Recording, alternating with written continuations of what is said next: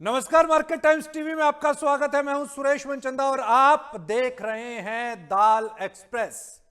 दालों की यह मंडी सज चुकी है।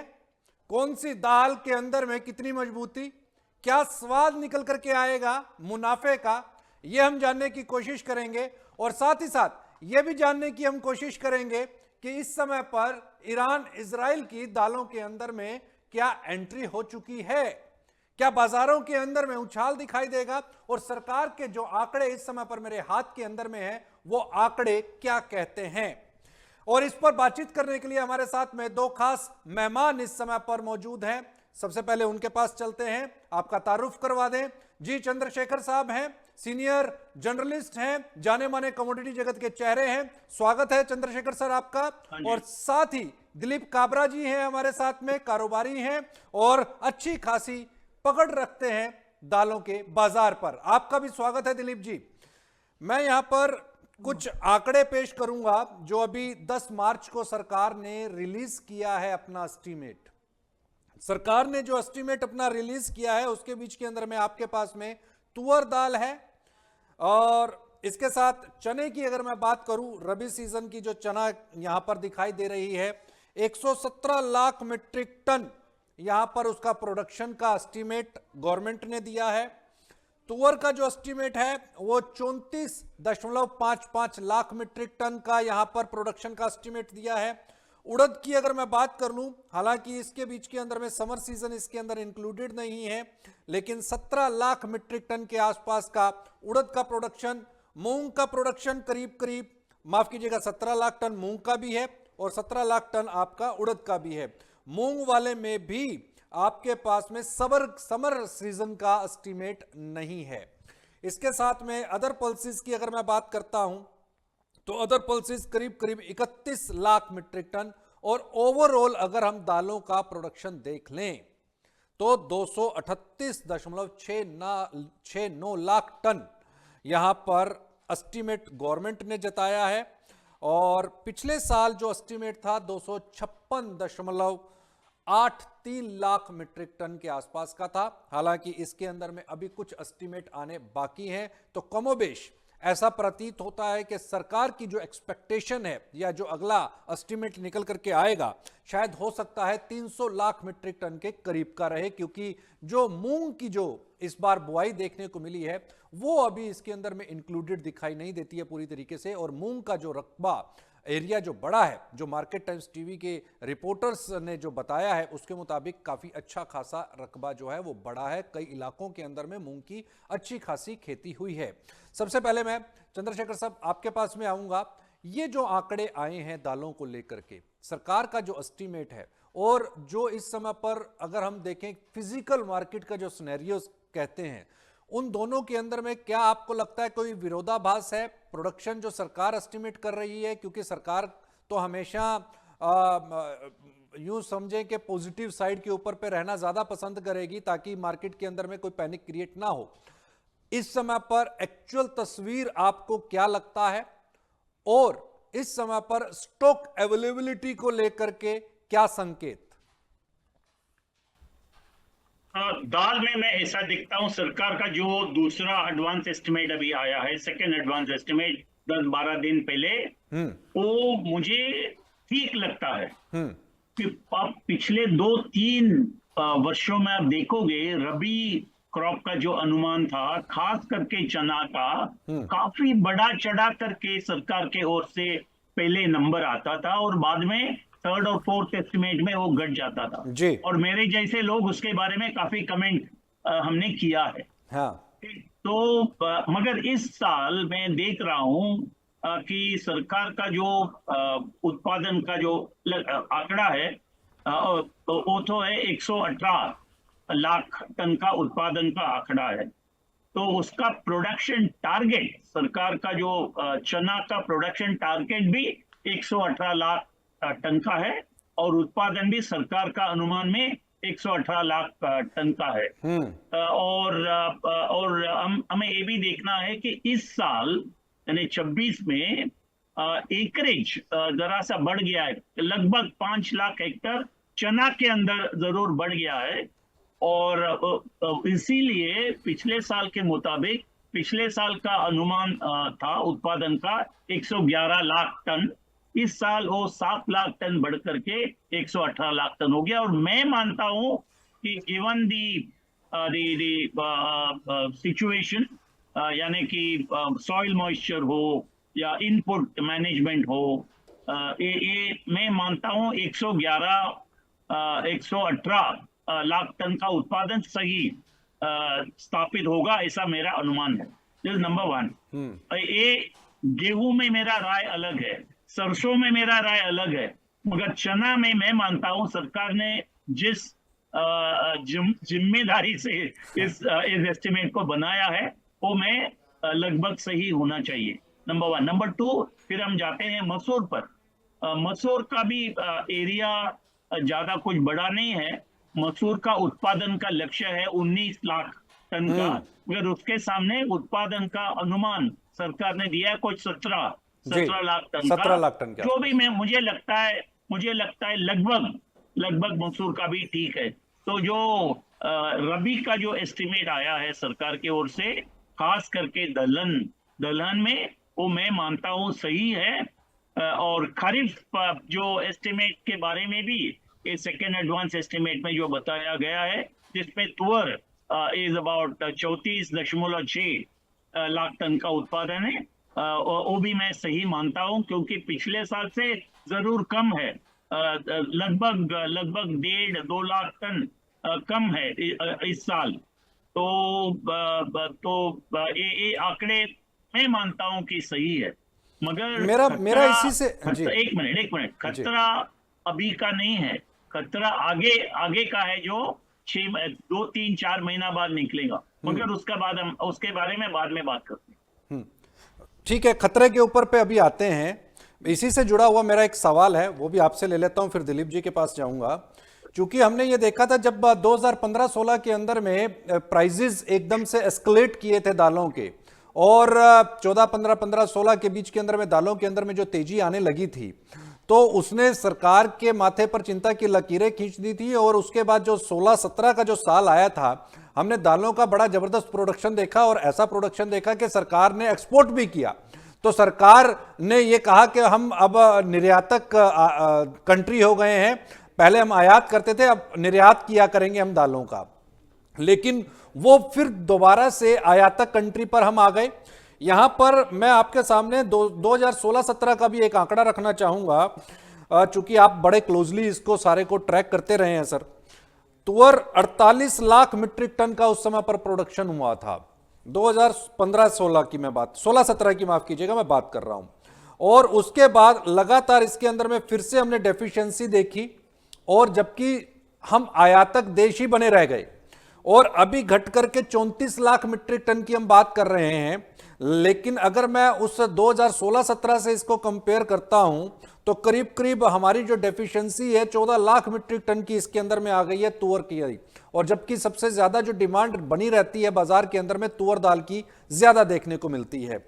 इसके साथ साथ में चूंकि चने के अंदर में भी उस समय पर 20 लाख मीट्रिक टन से ज्यादा का हमने प्रोडक्शन साइज देखा था। हालांकि हर साल चने का प्रोडक्शन साइज बढ़ा है, लेकिन 21-22 के अंदर हमने 135 लाख मीट्रिक टन को भी अचीव किया, लेकिन वहां से भी हम फिसल गए।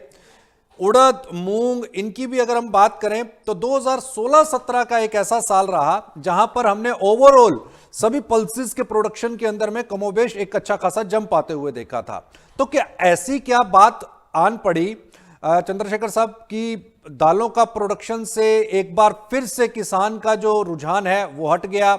हालांकि सरकार ने एमएसपी सबसे ज्यादा जब भी रेज किया है तो वो दालों में किया है। दो चीज है, एक है जो एमएसपी सरकार की ओर से निर्णय किया जाता है, तय किया जाता है, वो मार्केट कंडीशन जो है, विश्व बाजार और हमारे बाजार के मार्केट कंडीशंस को नजरअंदाज करके सरकार को लगता है कि हमें एमएसपी बढ़ा देना चाहिए ताकि किसान ज्यादा बुवाई करेगा, ज्यादा उत्पादन होगा। मार्केट में ऐसा होता नहीं है। सिर्फ आप एमएसपी बढ़ाने से उत्पादन नहीं बढ़ेगा। बिल्कुल, उत्पादन बढ़ाने के लिए आपको और काफी कुछ काम करना पड़ेगा। लाइक आपको वाटर मैनेजमेंट, इनपुट मैनेजमेंट, अच्छे बीज द एग्रोनॉमिक प्रैक्टिस जो कहा जाता है, और खास करके एमएसपी का घोषणा होने का बाद प्रोक्योरमेंट सिस्टम, हमारा प्रोक्योरमेंट सिस्टम मजबूत होना चाहिए। मैं नहीं मानता हूं कि हमारा प्रोक्योरमेंट सिस्टम इतना मजबूत है, और भी मजबूत होना चाहिए। कमजोर है तो किसान को, सभी किसानों को जो एमएसपी मिलना चाहिए वो नहीं मिल रहा है। तो इसके वजह से किसानों का ध्यान भी धीरे धीरे दलहनों से हट रहा है। उसका सबूत हम पिछले 4-5 साल में देख रहे हैं। एकरेज घटते जा रहा है, हमारा उत्पादन घटते जा रहा है, और हमारा आयात बढ़ते जा रहा है। तो इसको सिर्फ हम सिर्फ उत्पादन या भाव या एमएसपी उससे काम नहीं चलेगा। We need to take a holistic view, जो कहा जाता है। आप उत्पादन को कैसे बढ़ाना है, उसके लिए क्या काम करना है, व्यापार, हमारा इंपोर्ट एक्सपोर्ट ट्रेड को कैसे रेगुलेट करना है, किस पे ड्यूटी लगाना है, किस पे ड्यूटी हटाना है, किस पे पाबंदी लगाना है इंपोर्ट में, प्रोक्योरमेंट की ओर ध्यान देना। Multiple dimensions to this. यही सवाल मैं दिलीप जी आपके पास पे लेकर के आता हूं, क्योंकि अगर चने का एमएसपी देखें 5800 रुपए के आसपास चने का एमएसपी, जो मंडियों के अंदर भाव किसान को मिल रहा है वो 5000 रुपए से लेकर के 5200 रुपए चना चल रहा है। इसी तरीके से अगर दूसरी दालों की अगर मैं बात करूं, तुअर की बात करूं, और इसकी मूंग उड़द की बात करूं, इसमें भी कमोबेश एमएसपी के नीचे के भाव। तो इस पूरे सिनेरियो को देखा किस नजर से जाए, और दूसरा जो इस समय पर युद्ध की जो स्थितियां बनी हुई हैं, उस युद्ध को आप किस नजर से देख रहे हैं? हालांकि डायरेक्टली मिडिल ईस्ट कंट्री का हमारी दालों के साथ में कोई लेना देना नहीं है, इंपोर्ट से कोई लेना देना नहीं है। हमारी दालें जो है मैक्सिमम कनाडा और ऑस्ट्रेलिया और अफ्रीकन कंट्रीज से इंपोर्ट हो रही हैं, लेकिन जो आपका ट्रांसपोर्टेशन कॉस्ट इंक्रीज हुआ है, जो इंश्योरेंस आपकी कॉस्ट इंक्रीज हुई है, उसका कितना इंपैक्ट आप दालों के पल्सेस के प्राइसेस के ऊपर पे देख रहे हैं? आप मुझे पूछते हो दिलीप जी से। हाँ, दिलीप जी, हाँ जी, नमस्कार साहब। जी नमस्कार जी। ऐसा है सर कि दालों का जो गवर्नमेंट के ऊपर पूरा व्यापार है, जो हमारे चंद्रशेखर जी ने कहा एमएसपी का प्राइस, पहले चंद्रशेखर जी ने कहा कि चना 120-25 लाख टन है, 15 लाख टन गवर्नमेंट का। हमारा पूरा मत है कि चना 100 लाख टन के नीचे है। चना 90-95 सुपर चना है नहीं पूरे देश में। और चना अभी मद्दा क्यों है कि गवर्नमेंट माल नहीं ले रही है, इसके लिए मद्दी 5000 रुपये का माल है। अगर गवर्नमेंट माल लेवे तो चना 6000 रुपये के लेवल पर चना चला जाएगा। 5000 का लेवल किसान को आज 2 साल से देखिए प्राइस ही नहीं मिल पा रहा है। लास्ट 2 ईयर से जो भी एमएसपी बढ़ाते हैं, चने की, मसूर की, तुअर की, सब एमएसपी के अंडर बिक रहे हैं। तो अफ्रीका की तुअर तो 6000 रुपये बिक रही है, एमएसपी 8000 रुपये की है जी। गवर्नमेंट का जो आंकड़ा है वो आंकड़ा चने का बहुत ज़्यादा है। चने की एक्चुअल क्रॉप कर्नाटक में कम थी, राजस्थान में बोले कम बोल रहे हैं, अभी यील्ड भी कम आएगी ऐसा बोले, एमपी में भी कम है। तो मेरे को लगता है कि चना 100 लाख के तंग ऊपर नहीं जाना चाहिए, जितने व्यापारियों ने, एसोसिएशन ने एस्टीमेट लगाया है। लेकिन दिलीप जी जो मेरे पास जो आंकड़े निकल करके आए हैं, हालांकि राजस्थान का भी हमारे पास में आंकड़ा नहीं आया, लेकिन कर्नाटक और आंध्र प्रदेश का जो प्रोडक्शन साइज है उसमें इस बार बम्पर क्रॉप चने की मानी जा रही है। हालांकि आप बिल्कुल विपरीत बता रहे हैं कि प्रोडक्शन साइज इस समय पर कम हो सकता है। हालांकि चंद्रशेखर साहब ने भी कहा कि 117 लाख मीट्रिक टन के आसपास का जो सरकारी आंकड़ा है, कमोबेश लगभग इसी के इर्द गिर्द जो प्रोडक्शन का साइज है वो रहना चाहिए। तो 117 लाख टन अगर चना होगा सर, हाँ, तो आप समझ लीजिए चने का आज जो भाव 5000 रुपया है, हाँ, ये पूरे साल 5000 रुपये चलेगा। किसान, गवर्नमेंट कितना माल ले पाएगी? 100 लाख टन माल, 50 लाख टन माल गवर्नमेंट खरीद पाएगी? नहीं खरीद पाएगी। तो बाजार में 4500 हो जाएगा। ये भी आप लिख लीजिए जो आप जो आंकड़े हैं, क्योंकि चने का जो इंडिया में खपत है उससे ये 1.5 गुना माल पैदा हो गया है। ऊपर से येलो पीस आ रहा है, येलो पीस का भाव 4000 रुपया है। हाँ। ड्यूटी लगने के बाद भी 4042 रुपया। तो चना और येलो पीस भाई बहन है, इनका दोनों का फर्क कोई खास बात नहीं है। हाँ। जब गवर्नमेंट 30% ड्यूटी इसलिए लगाई थी इसके ऊपर कि भाई चने का हमारा जो उत्पादन उस पर इफेक्ट नहीं आए। बिल्कुल। तो जो गवर्नमेंट के हिसाब से जो चना बोल रहे हैं भाई अपना जो आंकड़ा है, सब जगह व्यापारियों से बात होती है, वो बोलते हैं 90-95 लाख मुझे बहुत बड़ी बात है। गवर्नमेंट 100 तो 25 लाख का फर्क हो गया है। 25 लाख में 3 मिलियन टन का फर्क हो गया है। 3 million ton yellow peas import होता है, तो ये मतलब आप देखिए 6 मिलियन टन एक्स्ट्रा हो गया माल। तो इसमें बड़ा फर्क पड़ जाएगा। मार्केट वही आज जो सिनेरियो है मार्केट का, वो चलता रहेगा लास्ट 12 महीने तक। अच्छा, कोई स्टॉक चीज़ें फर्क नहीं आने वाला है। Availability Dilip ji, stock availability इस समय पर क्या है, चने की भी और कैरी पीले फॉरवर्ड मटर जीरो की है भी? चने का। चने का स्टॉक और पीले मटर का स्टॉक इस कैरी समय पर फॉरवर्ड क्या देख जीरो रहे है, हैं? जो होगा इस साल का ही होगा। हाँ, चंद्रशेखर साहब, जो दिलीप हाँ। जी कह रहे हैं, क्या आप उससे उस बात से सहमति रखते हैं? क्योंकि जो आंकड़े निकल करके आ रहे हैं, मेरे पास जो कर्नाटक और आंध्र प्रदेश की जो बेल्ट है, वहां से जो चने के उत्पादन के आंकड़े हैं वो तो ठीक ठाक निकल करके आ रहे हैं। अब दिलीप जी ने एक और संशय पैदा कर दिया कि अगर मान लीजिए कि प्रोडक्शन सरकार के आंकड़ों के मुताबिक आता है चने का, तो फिर तो ये 5,000 रुपए का स्तर हो सकता है कि 4500 और 4,000 रुपए के स्तर भी छू ले। ऐसा है, हमारा दिलीप जी कई दशकों से व्यापार से जुड़े हैं। जी। तो he is coming from A trader perspective, right. Number one. हाँ। बात ऐसा है कि जो चना का भाव आज चल रहा है, हाँ। वो सिर्फ चना का उत्पादन के वजह से ये भाव नहीं चल रहा है। चना का जो सब्स्टिट्यूट है, जो है येलो पी, उसका भी बोझ चने पर पड़ रहा है। बिल्कुल। और हमारा देश में काफी माल आ रहा है, आया पहले भी और अभी भी ड्यूटी लगने के बाद भी माल आ रहा है, तो उसका बोझ चने पर पड़ता है। तो इसका मतलब ये नहीं है कि चना का उत्पादन कम है और जो सरकार ने बताया वो ज्यादा बताया है। मैं मानता हूं, मेरा रिसर्च स्टेट वाइज, मैं जब एकरेज और आंकड़े, एकरेज का नंबर देखता हूँ, उत्पादन का नंबर देखता हूँ, ये मौसम की जानकारी में लेता हूँ, ये सब देखते हुए मुझे लगता है सरकार के आंकड़े लगभग सही है। भाई हमारा देश में 2-3-4 लाख टन आगे पीछे तो हो सकता है, और जब हम 118 लाख टन का बात करते हैं, उसमें जरूर 2-3% तो आगे या पीछे हो सकता है। मगर ये जो आंकड़ा है उत्पादन का, इसका असर भाव में दिख रहा है, not because of the production number, मगर because of the pressure from yellow pea and the import policy. Number one, एक मिनट, नंबर वन। नंबर टू, आगे जाकर के हमें देखना पड़ेगा, क्योंकि अभी हमारा पीक मार्केटिंग सीजन है चना का। हाँ। ओके, और 3-4 महीना बाद जब भी हम अगस्त, जुलाई, अगस्त, सितंबर महीने में जाएंगे, there'll be a series of festivals. Festival demand तभी शुरू हो जाएगा, और साउथ वेस्ट मानसून का क्या रुख रहेगा वो भी हमें पता नहीं अभी तक, तो तभी शायद prices will start to rise. तो अभी ये जो है करंटली, ये हार्वेस्ट प्रेशर, अराइवल प्रेशर के वजह से भाव जो भी है नरम समझते वो भाव, तो नरमी जरा तो चलेगा। मगर मैं ये नहीं मानता हूं कि पूरा साल में चना का भाव 5,000 रुपया प्रति क्विंटल रहेगा, क्योंकि देयर आर अदर फैक्टर्स, वो कहते हैं extraneous factors which will come into play.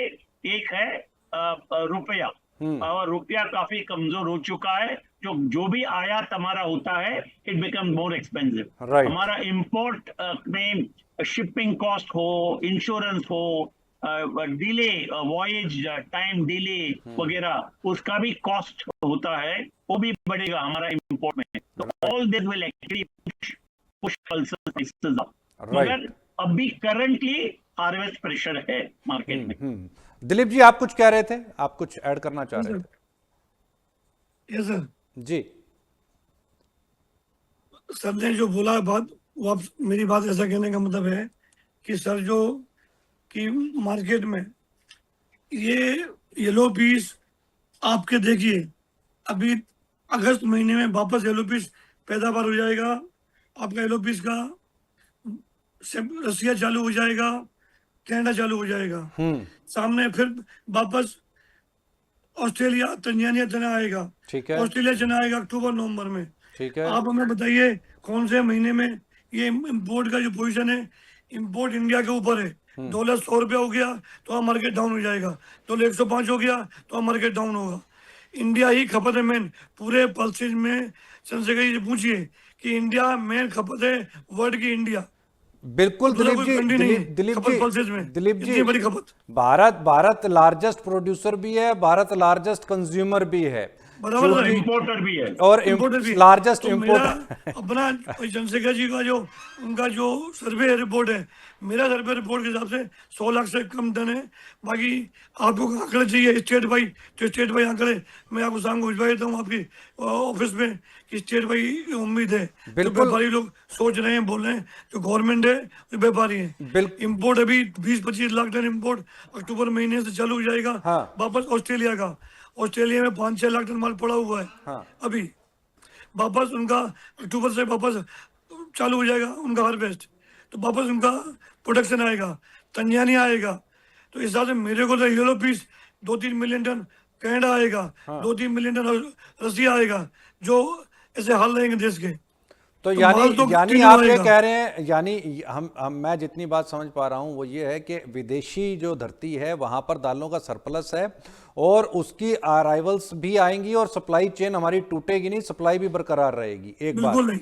ठीक है जी, सप्लाई बरकरार रहेगी और सप्लाई का प्रेशर भी यहां पर रहेगा। तो क्या हम ये मान करके चलें दिलीप जी कि प्राइजेस जो इस समय पर मौजूदा हैं, चाहे चना हमारा 5200 रुपए के आसपास है, अरहर, तुअर और उड़द की अगर हम बात कर लें, तो क्या यहां पर दाम अभी प्रेशर के अंदर और जाएंगे? एमएसपी को हम पार करते हुए दिखाई नहीं दे रहे हैं। किसानों को क्या एमएसपी इस बार मिल पाएगी या नहीं मिल पाएगी, ये मेरा बड़ा सवाल है। चूंकि एमएसपी देखिए एक पैरामीटर है, अगर एमएसपी किसान को नहीं मिल रही है तो हो सकता है कि नेक्स्ट ईयर फिर वो दालों से पीछे हट जाए, क्योंकि प्रोडक्शन अगर वो नहीं करेगा तो फिर हमारा जो मिशन चल रहा है आत्मनिर्भर भारत का दालों के प्रति, तो वो तो कभी अचीव ही नहीं हो पाएगा। तो इसको लेकर के इस समय पर क्या आपको लगता है कि दालों के अंदर में जो करंट सिनेरियोज हैं, अगर उनको देखें तो क्या 10-15% की दालों के अंदर में तेजी आपको लगती है, या आपको लगता है कि नहीं, यहां से अभी बाजार और फिसलेंगे, नीचे आएंगे? देखिए बाजार फिसलने में आ जाएगी। चने में कोई अभी 1-2 महीने 3 महीने तेजी का कोई रुझान दिखता नहीं है। और मसूर में बात है वो थोड़ा शॉर्टेज का अभी गवर्नमेंट में 19 लाख दिखा रही है, 18 लाख दिखा रही है। मेरे हिसाब से 12-13 लाख टन है। इम्पोर्ट भी मसूर का कम है, तो इस हिसाब से मसूर का थोड़ा बाजार 300-400 रुपये अप हो सकता है। यहाँ से तुअर में ऑलरेडी अपन शॉर्ट है, तुअर में थोड़ा अफ्रीका का बाजार बहुत डाउन है, 6,000 के भाव चल रहे हैं। इनमें तो तेजी आ जाए। देसी माल तो 8,000 बिक रहा है, गवर्नमेंट के भाव से बिक रहा है। गवर्नमेंट ले भी रही है और बिक भी रहा है गवर्नमेंट के भाव से। यानी आप ये कह रहे हैं कि अगर तुअर की बात कर लें या फिर चने की बात कर लें तो उन दोनों के ऊपर पे प्रेशर कमोबेश जारी रह सकता है। और दूसरा, आपका जो आंकड़ा है वो काफी गैप यहां पर दिखा रहा है। आप बता रहे हैं कि 12-1 लाख मीट्रिक टन के आसपास का प्रोडक्शन उसका देखने को मिल सकता है, जबकि सरकारी आंकड़ा 17 लाख के आसपास का है। देखिए सबसे बड़ी कमजोरी मंजूरी ये है, अपने यहाँ देश में स्टोरेज की बहुत बड़ी कमी है। हाँ। गवर्नमेंट परचेज कर रखे कहाँ पर? आप ये देखिए, चना है तो उनको मसूर लेनी है, चना लेनी है, 7,000 रुपए की मसूर लेनी है। मसूर 5700-5800 बिक रही है। 12 रुपए किलो कम बिक रही है। 8 रुपए किलो चना कम बिक रहा है। ये गवर्नमेंट मान लेगी तो ऑटोमेटिक बाजार ये मार्केट में ठीक हो जाएगा। नाफेड इसमें इंटरफेयर नहीं करेगा क्या अभी? है जी, नाफेड की खरीदारी नहीं निकलेगी? अब कोई खरीद अभी स्लो खरीदारी चालू करी तुअर की। वो क्या दिन में अगर 2,000 बोरा लेंगे, माल आता है 50,000 बोरा, लेना है 2,000-5,000 बोरा, कैसे काम पूरा हो पाएगा? चंद्रशेखर साहब, जो इस समय के सिनेरियो हैं जिसको दिलीप जी एड्रेस कर रहे हैं, तो यहाँ पर क्या लगता नहीं कि सरकार को अब इंटरफेयर करना चाहिए? जो चाहे पल्सेस है या मसूर है, मूंग है, व्यापारी भी बच जाएगा, किसान भी बच जाएगा। बिल्कुल। तो सरकार को एमएसपी के ऊपर पर आकर के खरीदारी करनी चाहिए, क्योंकि अगले साल फिर जो किसान है वो यहाँ से हट जाएगा। जो प्रोडक्शन और जो टारगेट गवर्नमेंट लेकर के चल रही है आत्मनिर्भर भारत दालों के अंदर में, तो वो तो पूरा होता दिखाई नहीं देगा। फिर गवर्नमेंट के पास सबसे पहले इंफ्रास्ट्रक्चर बनाना चाहिए। जितनी गोदामें हैं उन गोदामों को और निर्माण करना चाहिए। या फिर पीपी प्राइवेट पार्टी साथ में कोई पार्टिसिपेट करना चाहिए। जब तक गवर्नमेंट इतनी बड़ी उपज हो रही है, इसकी देखभाल रखने वाला काम नहीं होगा, काम नहीं हो पाएगा। जगह ही नहीं है गवर्नमेंट के पास, कैसे हम माल रखें? साधन चाहिए रखने के लिए। बिल्कुल निश्चित तौर पे। चंद्रशेखर साहब, आपका इस पर टेक, यही सवाल आपसे। हाँ, मैं एक बताना चाहता हूं कि जो दालों के भाव के बारे में हम अभी बात कर रहे हैं, हम वी आर अज्यूमिंग कि government import policy will remain open, government import tariffs और custom duty will remain the same. Okay fine, मगर सरकार का पास और एक पर्याय है, they can actually either control the imports और they can increase the customs duty. ये सब है उनका हाथ में, दे हैव दीज इंस्ट्रूमेंट्स। लेकिन तो इन्फ्लेशन का जो खतरा बढ़ा है, इन्फ्लेशन के खतरे के साथ में आपको लगता है कि यहाँ पर नहीं प्लीज, इतना इसका रास्ता इतना आसान से नहीं निकलेगा। हाँ। वन यूनिट टू, हमारे जो किसान है उनका इंटरेस्ट को हमें प्रोटेक्ट करना पड़ेगा। राइट। दूसरा है कंज्यूमर का इंटरेस्ट को प्रोटेक्ट करना पड़ेगा। तो हम ये नहीं करेंगे, इंपोर्ट या आयात बंद नहीं करेंगे, मगर इंपोर्टेड माल जो है, येलो पी फॉर एग्जांपल, उसमें 30% अभी ड्यूटी है, उसको हम बढ़ा सकते हैं, 50-60% कर सकते हैं। तो उसमें हमें रेवेन्यू भी मिलेगा।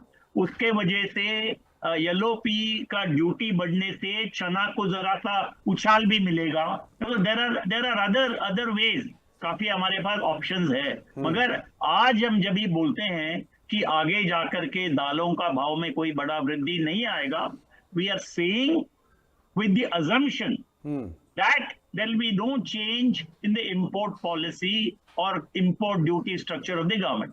तो वो अजम्पशन है हमारा, मगर दिस अजम्पशन बदल भी सकता है। सरकार can take a call on how to adjust the custom duty. तो दिस नंबर 1। नंबर 2, आपने आत्मनिर्भर के बारे में बात की। मैं पिछले कई सालों से जो देखते आ रहा हूं, मुझे तो बिल्कुल विश्वास नहीं है कि हम 2030-31 में आत्मनिर्भर बनेंगे, क्योंकि पिछले 3-4 साल में तो उत्पादन घटते जा रहा है, बिल्कुल बढ़ नहीं रहा है, घटते जा रहा है। तो और आगे जाकर के भी हमारा देश में कृषि क्षेत्र के लिए 3 बड़े चुनौतियां हैं। एक है लैंड कंस्ट्रेंट्स, दूसरा है वाटर शॉर्टेज, और तीसरा है क्लाइमेट चेंज। ठीक है। और एक तीनों का असर हमें दलहन क्षेत्र में, दलहन बुआई में, दलहन का जो ईल्ड में, प्रोडक्शन में हमें दिख रहा है। तो इसे we need to overcome this challenge. उसके लिए भी हमने एक पॉलिसी पेपर लिख करके दिया है सरकार को। जब मेरे से मांगा गया था, मैंने लिख करके दिया है 2 साल पहले, मगर कुछ होता नहीं है, मोस्ट अनफॉर्चुनेटली। तो ये जो चैलेंजेस है, चुनौतियां हैं, उसके लिए हमें वी नीड टू टेक्नोलॉजी हमें अपनाना पड़ेगा। किसानों के लिए एक कहते हैं स्टीवर्डशिप हमें देना पड़ेगा उनको। दूसरा है रेप्लिकेशन। रेप्लिकेशन क्या होता है? कई राज्यों में और क्षेत्रों में ईल्ड ज्यादा होता है और कई क्षेत्रों में ईल्ड कम होता है। तो हमें यानी सरकार को सीखना पड़ेगा। कृषि विज्ञान केंद्र को लाइए और एग्रीकल्चर यूनिवर्सिटीज को साथ लाइए, ट्रेड एंड इंडस्ट्री को साथ लीजिए।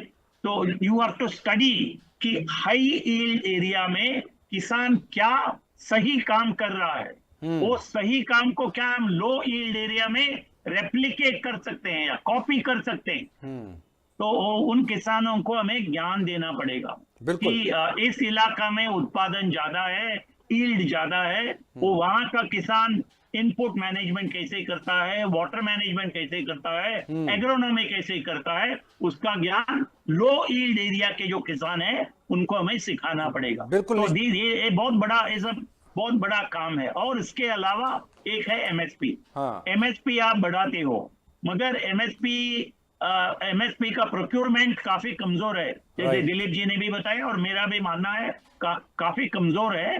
और सिर्फ एमएसपी से काम नहीं चलेगा। आप एमएसपी का साथ साथ आपका इंपोर्ट एक्सपोर्ट पॉलिसी भी काफी डायनामिक होना चाहिए। और हमारा इंपोर्ट एक्सपोर्ट पॉलिसी डायनामिक नहीं है, both in terms of quantity imported and in terms of custom duty सरकार को ये भी नहीं मालूम कि कितना माल इंपोर्ट में आने वाला है। माल यहाँ आने का बाद सरकार के पास आंकड़े जाते हैं। They should actually monitor and regulate the import, ताकि उनको एडवांस इंटीमेशन मिल जाएगा। लेकिन चंद्रशेखर जी, इसका कैसे गवर्नमेंट को पता चलेगा? मान लीजिए मैं ट्रेडर हूं, मैंने एक सौदा कर लिया म्यांमार के अंदर में, तो वो तो जब पोर्ट के ऊपर पे लैंड करेगा तभी सरकार के पास में डॉक्यूमेंट्स जाएंगे। इनिशियल टॉक के बीच के अंदर में तो देयर आर वेज, हमारा देश में ये सब पहले हो चुका है। Okay, what if the government says every trader must register his contract in advance with a designated agency, समझो DGFT। ठीक है, ये सब बहुत हो चुका है हमारे देश में। 40 साल से मैं देखते आ रहा हूँ। दिस ये समझो एक कॉन्ट्रैक्ट रजिस्टर हुआ तो सरकार के पास एडवांस आंकड़ा रहेगा कि अभी अप्रैल महीने में इतना माल आएगा, मई में इतना आएगा, जून में इतना आएगा। तो समझो एक देयर इज एन इंप्रेशन कि बहुत ज्यादा ही माल आने वाला है, तो they can tweak the customs duty to encourage और डिस्करेज इंपोर्ट।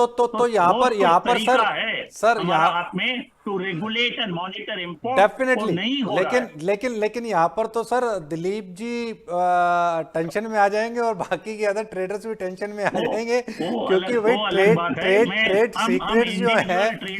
इंडिविजुअल ट्रेडर के बारे में बात नहीं करते हम दलहन क्षेत्र की ओर देखते हैं और देश का क्या हित है उसके ओर देखते हैं, किसान का क्या हित है उसके ओर देखते हैं। नहीं तो जो तिलहन में जो हो रहा है पिछले 20-25 साल से हो रहा है, हमारा आत्मनिर्भर तो बहुत बहुत दूर है अभी। दलहन में भी ऐसा हालत नहीं आना चाहिए। तो मेरा सबसे बड़ा एक बिग कंसर्न, बहुत बड़ा चिंता है कि दलहन का भी हम धीरे धीरे आत्मनिर्भर से काफी दूर चले जा रहे हैं, क्योंकि हमारे पास ठोस स्ट्रैटेजी नहीं है। We don't have a strategic policy approach to pulses. बिल्कुल निश्चित तौर के ऊपर पे दिलीप जी आपका लास्ट वर्जन में चाहूंगा। आपको क्या लगता है, अभी किसी को अगर निवेश करना हो, स्टॉक करना हो फ्यूचर के लिए पल्सेस को, तो कौन सी दाल आपको बेहतर लगती है? उड़द, मूंग, तुअर, चना, किसमें आपको लगता है कि इस पे ट्रेडर को बेट लगाना चाहिए? और अगर किसान के हाथ में है माल तो किसान को उस क्रॉप को अभी नहीं बेचना चाहिए, बाद में बेचना चाहिए? कौन सी दाल जो है आपको स्वादिष्ट मुनाफे के तौर के ऊपर पे लग रही है? सबसे बढ़िया चना है जो लोएस्ट भाव है पूरे बाजार का। ओके, गवर्नमेंट जो चंद्रशेखर जी बोलते हैं कि ड्यूटी का 31 में कि भाई इनके पास ड्यूटी का आगे पीछे हो सकता है या फिर बंद हो सकता है, इसी बात चंद्रशेखर जी की फाइल चल रही है। मेरे से कुछ भी हो, चना सीजन में जुलाई अगस्त सितंबर में फेस्टिवल आएगा, चना ही सेफ साइड है। 5 रुपए का 500-1000 रुपए का चना भाव है, यही चना लेना चाहिए, मंडियों में लेकर रखना चाहिए। दूसरा मसूर जो है लोएस्ट भाव मिलने भी तो गवर्नमेंट से बहुत नीचे है, ये भी सेफर साइड है। दोनों आइटम फायदेमंद रहेंगे। जो व्यापारी काम करेगा 2026 में पैसा कमाएगा। मसूर और चना। चंद्रशेखर साहब, आपके पॉइंट ऑफ व्यू से क्या इन दोनों कमोडिटीज के अंदर में स्ट्रेंथ दिखाई देती है? एकदम पैसा मिले। गवर्नमेंट के भाव से 15 एक 8 रुपए कम है, कि 10 रुपए 12 रुपए कम है। बिल्कुल। चंद्रशेखर साहब, आपको क्या लगता है कौन सी दाल मुनाफे का स्वाद देगी? मैं कोई व्यापारी नहीं हूँ, आई डोंट ट्रैक प्राइसेस, तो मैं I don't comment on this. Done sir, बहुत बहुत शुक्रिया चंद्रशेखर साहब आपका। दिलीप जी आपका भी बहुत बहुत धन्यवाद। तो दाल एक्सप्रेस के बीच के अंदर में हमने ये जाना कि ट्रेडर के पॉइंट ऑफ व्यू से हमें दो दालें यानी कि चना और मसूर, इसके अंदर में स्ट्रेंथ आती हुई दिखाई दे रही है। जैसे ही फेस्टिवल सीजन ऑन होगा, यहां पर एक जंप हम आते हुए देख सकते हैं, 400-500 रुपए की एक तेजी दिखाई दे सकती है। दोनों ही दालें एमएसपी के काफी नीचे चल रही हैं। अगर हम मसूर की बात करते हैं तो करीब करीब 12-13 रुपए प्रति किलो के भाव नीचे हैं। चने की अगर हम बात करें तो 8 रुपए, 6 रुपए से 8 रुपए का मंदा हमें हाजिर बाजारों के अंदर में एमएसपी के नीचे दिखाई दे रहा है।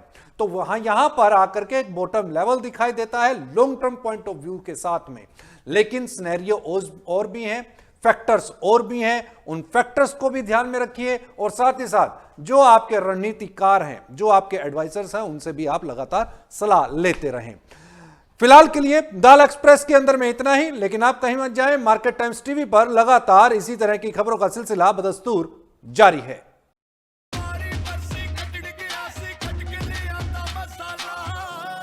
केड़ा मसाला ओए, छोलिए दा या लोबिए दा, पंजाबी छोले दा या पिंडी चने दा। अब छोलिया हो या लोबिया, पंजाबी छोले या पिंडी चने, सबको मजेदार